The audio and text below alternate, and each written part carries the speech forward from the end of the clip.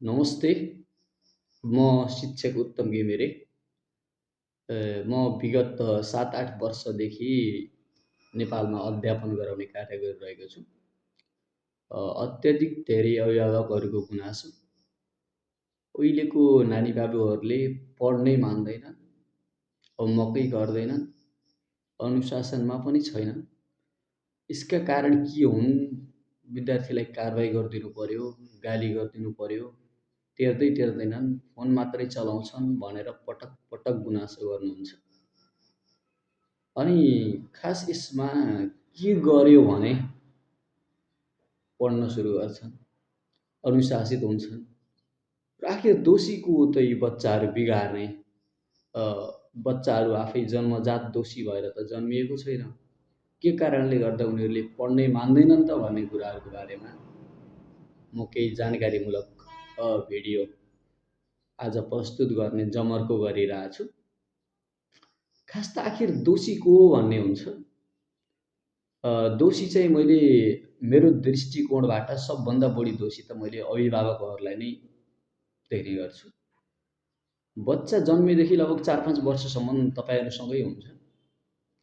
त्यस पछाडि पनि विद्यालयलाई तपाईहरुले बच्चा भनेको 6 घण्टाको लागि दिनुहुन्छ।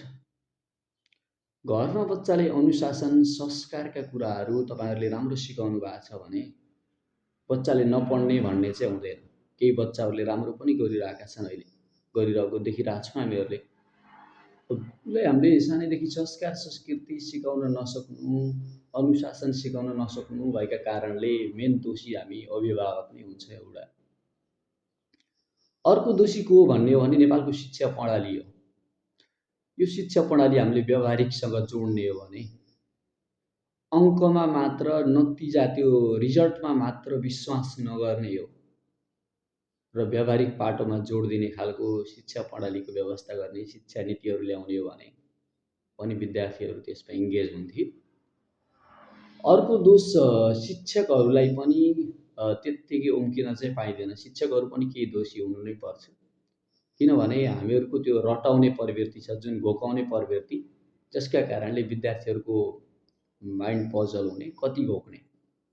गाह्रो काम पनि पढ्ने नै हो, आखिर पढ्न अति गाह्रो छ, मेन्टल लोड हुन्छ। त्यो भएर शिक्षकहरूले पनि विद्यार्थीको रुचि चाहना अनुसार उनीहरूको भावनात्मक सम्बन्धसँग जोडिएर त्यसरी अध्यापन गराइदिन सक्नुपर्ने थियो र हामीले अनेक तरिकाले पनि अध्यापन गराइदिने भने विद्यार्थीहरूको रुचि पढाइमा आउने चाहिँ गराउन सकिन्थ्यो। अर्को दोषी चाहिँ हामीले विद्यार्थी स्वयं आफैले पनि यसको जिम्मेवार लिनुपर्ने हुन्छ। अत्यधिक मात्रामा गेम खेल्ने, रिउडहरू बोलिराख्ने, खाली फोनमा ग्रुपमा साथीहरू सङ्गीहरूको सङ्गत बढी गर्ने, बाहिर घुमफिर र डुल्नमा रमाउने, यो कारणले गर्दाखेरि पनि पढाइप्रति रुचि अत्यधिक मात्रामा कम आयो। अर्को दोषी समाज हो।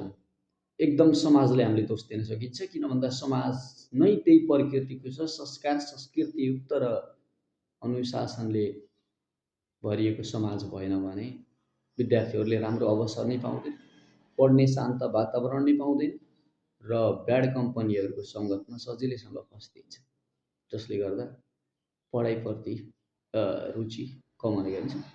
अर्को यो क्रेज नै के भइदिएको छ भने पैसा सबैभन्दा ठुलो हो, पैसा कमाउने त आखिर अरू के छ र भन्ने टाइपको सोचाइ प्रवृत्तिहरू देखिन्छ। यसले गर्दाखेरि पनि इन्ट्रेस्ट नआयो। अब के गर्यो भने विद्यार्थीहरूले पढ्ने वातावरण बनाउन सकिन्छ, पढ्छन्, आफै होमवर्क गर्छन्, त्यो पढाइमा रुचि कसरी जगाउन सकिन्छ भन्ने बारेमा पनि भनौँ। मेन त हामीले परिवारले बच्चालाई सानैदेखि अनुशासन संस्कारका कुराहरू सिकाउनु पर्यो। घरमा पढ्ने शान्त वातावरण तय गरिदिनु पर्यो। बच्चालाई पढ भन्छौँ तर आफू चाहिँ त्यही टिकटक बनाएर बस्दिन्छौँ। घर बसेर पढ भन्छौँ, आफू टिकटक बनाउन बाहिर हिँडिदिन्छौँ। अनि बच्चालाई त्यो जुन टिकटक बजाएको ट्युन छ, त्यो ट्युनले आकर्षित गरिदिन्छ, पढ्ने मान्दैन। त्यो यदि बच्चालाई राम्रोसँग पढ्ने वातावरण मिलाउने हो भने हामी फोन खेलाएर बच्चालाई पढ भन्ने चाहिँ नगरौँ अभिभावकहरूले मेनली। अर्को शिक्षा प्रणाली नै सुधार गर्नुपर्छ, व्यावहारिक पाठोसँग जोड्नु पर्यो, गेमहरूको माध्यमबाट सिकाउनु पर्यो, अडियो भिजुअल मेथडहरूबाट सिकाउनु पर्यो बच्चाहरूलाई, एबिएल मेथडहरू युज गर्नु पर्यो। हामीले एक्सन बेस्ड लर्निङ सिस्टमबाट पनि बच्चाहरूलाई सहजै सिकाउन सक्छौँ र मेमोराइज गराउन सक्छौँ। यो नतिजालाई भन्दा व्यवहारिकलाई जोड दिने, नतिजालाई त जोड दिनु पर्यो, अङ्कलाई भन्दा पनि खास व्यवहारिक पाठलाई जोड दिने हो भने विद्यार्थीहरूको रुचि आउँछ। अर्को शिक्षक विद्यार्थीको सम्बन्ध। कतिपय शिक्षकहरूले विद्यार्थीसँग ग्याप नराखिदिने, अत्यधिक धेरै घुलमिल भइदिने, त्यस्ता कारणले गर्दाखेरि पनि विद्यार्थीहरूले नटेरेर नपढेको हुनसक्छ। के ग्यापहरू चाहिँ आवश्यकता हुन्छ, तर आत्मीय सम्बन्ध चाहिँ कायम गराउनु पर्ने हुन्छ विद्यार्थीसँग। दुश्मनको जस्तो वातावरण बन्दियो भने पनि विद्यार्थीहरूले पढ्न मान्दैन। अर्को हामीले के गर्न सकिन्छ भने समाजमा त्यस्तो रोल मोडलहरू छ भने मोटिभेसन टाइपको प्रेरणादायी भिडियोहरू सो गर्ने, इन्ट्रेस्ट जगाउने खालको भिडियोहरू उनीहरूलाई देखाउने, त्यो गर्यो भने उसले त गर्यो म किन गर्न सक्दैन भन्ने टाइपको सोच पनि विद्यार्थीमा पैदा हुन सक्छ, जसले पढ्ने रुचि विद्यार्थीमा आउन सक्छ। अर्को स्वयं विद्यार्थीहरू पनि सतर्क हुनु पर्यो कि मैले पढिनँ भने मेरो भविष्य डामाडोल छ, गन्जागोल छ भन्ने सोचेर मोबाइल फोनमा बढी इङ्गेज नभएर उनीहरू चाहिँ के गर्नु पर्यो भने क्रिएटिभिटीहरूतिर लाग्नु पर्यो। अनि आफू अरूको अगाडि कसरी रोल मोडल बन्न सकिन्छ भन्नेतर्फ विद्यार्थीहरू पनि सचेत हुने हो भने पढाइप्रति रुचि जान चाहिँ सक्छ। हुन्छ, आजकोमा मैले यति नै जानकारीहरू गराएँ।